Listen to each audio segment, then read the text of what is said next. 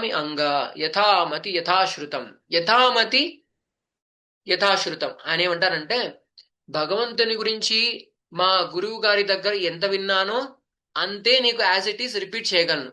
అది కూడా as it is అంటే మన గురువు గారు ఫర్ ఎగ్జాంపుల్ ప్రణవానంద్ ప్రభు ఎప్పుడైనా మనకి క్లాస్ ఇచ్చారనుకోండి, as it is toto word to word మనం రిపీట్ చేయగలమా? అంత ఈజీ కాదు. సో అదే మైత్రి ఋషి ఏమంటున్నారంటే, ఫస్ట్ ఆఫ్ ఆల్ గురువు గారి నుంచి మనం వినాలి. వినిన తర్వాత దానిపైన శ్రద్ధ కలగడం అనేది చాలా ఇంపార్టెంట్. దాని తర్వాత ఆ గురువు గారు ఏ చెప్పారో అది యాజ్ ఇట్ ఈస్ రిపీట్ చేయడం అనమాట. అందులో కూడా శ్రీల ప్రభుపాదుల వారి తాత్పర్యం ఏం రాస్తారంటే, గురువు గారు చెప్పింది యాజ్ ఇట్ ఈస్ రిపీట్ చేయడం అనేది చాలా ఇంపాసిబుల్. అట్లీస్ట్ నీకు ఎంత అయితే గుర్తుందో, ఎంత అయితే నీకు అర్థమయ్యిందో అది మాత్రం యాజ్ ఇట్ ఈస్ రిపీట్ చేయమని చెప్పేసి చెప్తారనమాట.